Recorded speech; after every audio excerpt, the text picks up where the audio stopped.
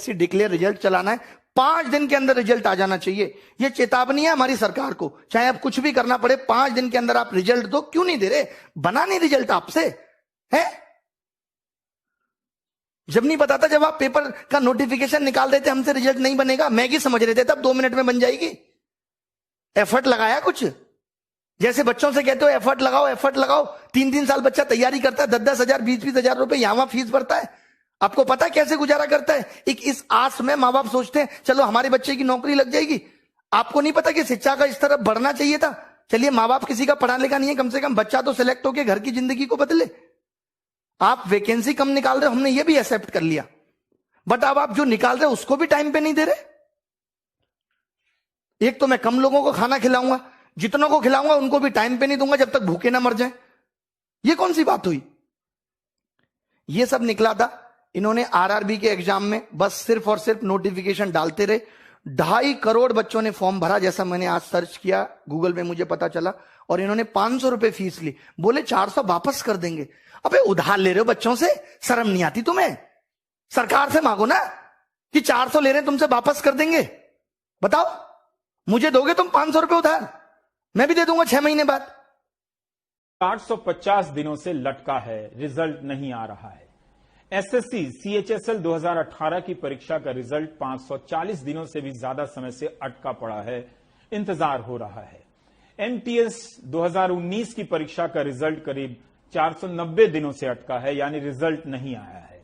छात्र लिखते हैं कि यह सिर्फ नंबर नहीं है, बल्कि इतने दिन उनके बर्बाद हुए हैं। रिजल्ट आता तो नौकरी करते, सैलरी लेते, घर चलाते। 8 महीने से ज्यादा हो चुके हैं, टीयर 3 का अभी तक रिजल्ट नहीं आया है फाइनल। ठीक है, 850 से ज्यादा दिन हो चुके हैं 2018 एग्जाम को, टीयर 3 का भी रिजल्ट अवेटिंग है। उसके बाद टीयर 4 होगा, टीयर 4 के बाद भी काफी ज्यादा प्रोसेस होता है, फिर फाइनल रिजल्ट आएगा, उसके बाद ज्वाइनिंग में भी बहुत ज्यादा टाइम लगता है। प्रधानमंत्री जो इतना ऊर्जावान हुआ करता था, युवाओं के मन की बात करना चाह रहा था, आज मुझे बहुत दुख हुआ। 30 अगस्त 2020 को इतवार के दिन आज वही प्रधानमंत्री जब मन की बात करने आता है, वो आपकी बात नहीं करता है, युवाओं की बात नहीं करता है, वो बात करता है डॉग्स, कुत्तों की, वो बात करता है चिंगारी एप्स की, बात करता है खिलौनों की। आप लोग खिलौने बनाओगे?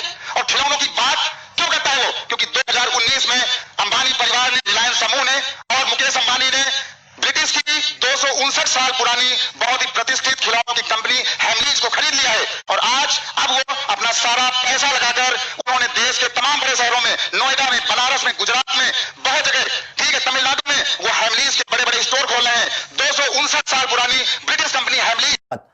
आज तक कभी ऐसा नहीं हुआ कि आपने अच्छा खासा पैसा लिया और पैसा डकार कर बैठ गए, जैसे वो आपके पिताजी का पैसा था जो उन्होंने किसी बैंक अकाउंट में।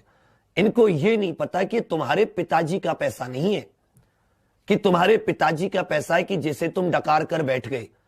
यह बहुत ही खून पसीने का पैसा है, जिसके बारे में आप अपनी एक जिम्मेदारी तक नहीं समझ रहे कि उठें और कम से कम एक विद्यार्थी को बता तो दे। ट्वीट से रेल मंत्री, इससे नकारा व्यक्ति मैंने अपने जीवन में नहीं देखा। वो खुद को IITN IIM पता नहीं कौन से विद्या भारती का पढ़ा हुआ बताता है। उसको इतनी समझ नहीं है कि ये गांव देहात के गरीब गुरबा बच्चे हैं, इनकी हाय इतनी ना लूं, कम से कम मेरी कमेंट्स भर देते हैं। मैं दुनिया भर पे बात कर लूंगा, पाकिस्तान पे मैं 100 बात कर लूंगा, लेकिन एक बात ये नहीं करूंगा कि भाई तुम हौसला रखो, तुम अपनी तैयारी जारी रखो, इस महीने तक हम तुम्हारे टेंडर की प्रक्रिया पूरी कर लेंगे। देश बेचने की बात है, रेलवे बेचने की बात, तो चाहे इन्हें आज ही टेंडर पूरा करना पड़े, लेकिन ये नकारा इंसान आज ही पूरी रेलवे को बेच कर खत्म कर देगा। लेकिन यदि इससे कहो कि तुम NTPC के ऊपर 2 शब्द कह दो, कुछ भी, तो कानों में रुई, पता नहीं क्या क्या कानों में देकर बैठ। सीबीआई का रिजल्ट आ जाने दो, अपने पता चल जाएगा। चुनाव हुआ उसके 1 हफ्ता बाद एग्जिट पोल दिखाते हैं सब, यहाँ सीबीआई घुस गई है, सीबीआई से ज्यादा इन लोग की इंक्वायरी चल रही है। रिया चक्रवर्ती क्या की, महेश भट्ट क्या किए, कौन क्या किया, अरे भाई साहब इनके पीछे पड़ा है सब। अरे भाई क्या मतलब बनता है? मीडिया को सजा देना है, सीबीआई को जो मिलेगा सजा देगा। अभी ये न्यूज खत्म होगा तो ये भाभी जी अभी प्रेग्नेंट है, इन पे अब चलेगा कि अनुष्का शर्मा जी ने चटनी खाया है, मतलब बच्चा को छोटा विराट को मन कर रहा है चटनी खाने का, आज चाउमीन खाएंगी, यही सब चलेगा। देखिएगा कम से कम 3 3 महीना ये ब्रेकिंग न्यूज बनेगा। लेकिन बच्चा भूख से मर रहा है, स्टूडेंट बाढ़ में परेशान है, उसका कॉपी किताब बाढ़ में दह गया, इससे कोई दिक्कत नहीं है। स्टूडेंट भाड़ में जाए, मजदूर भाड़ में जाए, इससे कोई मतलब नहीं है। रिजल्ट आएंगे सबकी नई टाइम से, इनको मतलब नहीं है। मैं कहूं कि चुनाव का नामांकन आज किया जाए, 2 साल बाद चुनाव कराया जाए, 1 साल बाद चुनाव का रिजल्ट आए और चुनाव में गड़बड़ी के कारण 3 साल कोर्ट में मुकदमा चलता रहे और उसके बाद कोर्ट उस चुनाव को निरस्त कर दे, तो सरकार में बैठे लोगों को, नेताओं को कैसा लगेगा? जो आपको फील होगा सेम ऐसा फील इंडिया का हर एक स्टूडेंट कॉम्पिटिटिव एग्जाम की तैयारी करने वाला, चाहे वो रेलवे की तैयारी करता हो, चाहे एसएससी की तैयारी करता हो, चाहे आरआरबी की तैयारी करता हो, एनटीपीसी की तैयारी करता हो, डेली ये गम लेके जीता है। पर आकर बोलने का साहस जुटा पाते हैं, समझा जा सकता है। उनके बदले गणित के एक शिक्षक ने वीडियो बयान जारी किया। आज यह भी चला कि कोचिंग में पढ़ाने वाले कई टीचर हम छात्रों के हित में बयान जारी कर रहे हैं, तो शिक्षकों से ही छात्रों की पीड़ा समझ लीजिए, इतना भी अच्छा है। जो एनटीपीसी आरआरबी के एग्जाम में 2.5 करोड़ बच्चों से फॉर्म भरवा के 500 रुपए फीस वसूल के बोलते हैं कि 400 रुपए बाद में वापस करेंगे। कितना बढ़िया धंधा चल रहा है, कमाल का तरीका है साहब का रेवेन्यू वसूलने का, और सरकार का इस पे कोई ध्यान नहीं है। आज 1.5 से 2 साल होने वाले हैं एनटीपीसी और आरआरबी में। एक बार ये कहते हैं हमें कोई एजेंसी नहीं मिल रही एग्जाम कराने के लिए, लेकिन हमारे देश की मीडिया इन सबको दिखाने का उसके पास कोई टाइम नहीं है। वो बस एक मुद्दा पकड़ लेंगे, उनको भी पता है सबको मजा आ रहा है, यही दिखाओ यही दिखाओ। मीडिया के सारे चैनल भी मिलके एक बार बोल देना 2-2 मिनट, तो भी कुछ नहीं होने वाला, क्योंकि सरकार के कान पे मीडिया की बातों की अब जू नहीं रेंगती। सरकार और मीडिया एक हो चुकी हैं। 17 का एग्जाम 2021 आने को है, 4 साल में आप एक नौकरी की ज्वाइनिंग नहीं दे पा रहे। आप पूरे देश का चुनाव 1 महीने में खत्म करा देते हैं। छात्र धीरज मांगा था प्रभु, अब धीरज मत देना,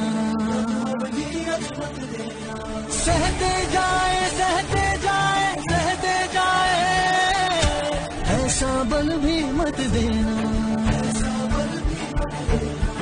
उठ कर करने हैं कुछ काम, रघुपति राघव राज। प्रेम से क्या लेना देना है? मोदी जी का मोर प्रेम देखेंगे कि मोदी जी कितने अच्छे आदमी हैं, प्राणियों से कितना प्रेम है उनको। नहीं बाबू, न्यूज वाले को तो कोई काम नहीं है। न्यूज वाले का न्यूज रहेगा कि विराट कोहली ने माना अपने जीवन का सबसे बड़ा छक्का।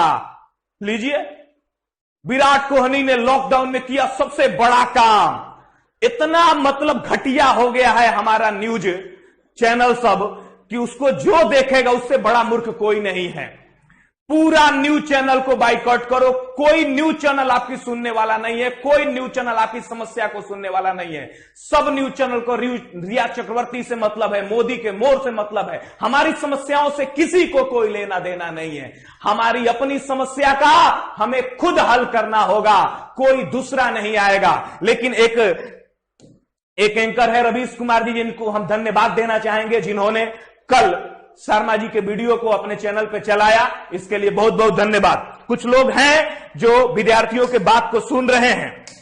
मेरे प्यारे विद्यार्थियों, दोस्तों, जैसे कि आप लोग जानते हैं कि आज 11 बजे से speak up for SSC railway student आपको कमेंट करना है, आपको ट्विटर पे ट्वीट करना है। तो जिन लोगों ने अभी तक ट्विटर पर अपना आईडी नहीं बनाया है, अभी ट्विटर पे अपने आईडी बनाइए और खूब ट्वीट कीजिए, हजारों ट्वीट कीजिए। आज अनंत चतुर्दशी है, अनंत की संख्या में ट्वीट कीजिए, लाखों ट्वीट कीजिए एक एक आदमी, ताकि हमारी आवाज इस निकम्मी सरकार तक पहुंच सके।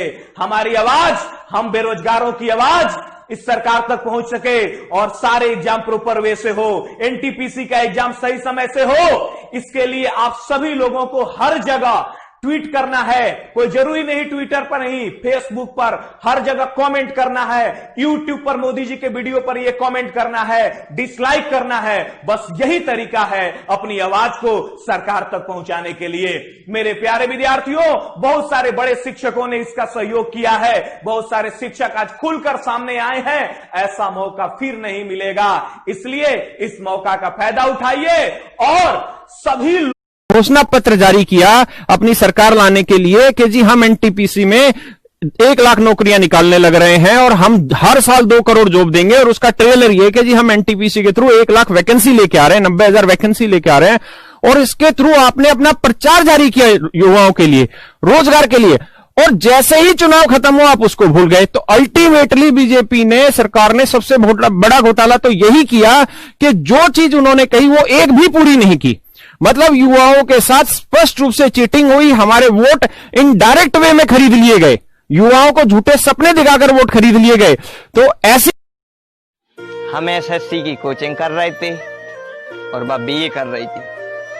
हम एसएससी की कोचिंग कर रहे थे और वह एमए कर रही थी। हम एसएससी की कोचिंग कर रहे थे और वह पीएचडी कर रही थी। हम एसएससी की कोचिंग कर रहे थे और वह नौकरी कर रही थी। शनिवार को ब्याह है और रविवार को हम एसएससी को पेपर। आगे क्या कुछ कार्रवाई हो रही है उस पर आप क्या कहेंगे सर? जो कार्रवाई हो रही है उस पर क्या कहेंगे सर? कार्रवाई करवा रहा है सरकार जी, दोगला है जी। अभी भी जदयू बीजेपी कह रही है कि हम लोग तो कार्रवाई कराते हैं, सुशासन की सरकार है, लौड़ा की सरकार है। जिस तरीके से लगातार अरन सिंह जो है वो अभी भी सरकार के खिलाफ बोल रहे हैं। आप लाइव स्ट्रीम देखते रहे, हमारे चैनल को सब्सक्राइब कर लें। विशेष अनुमति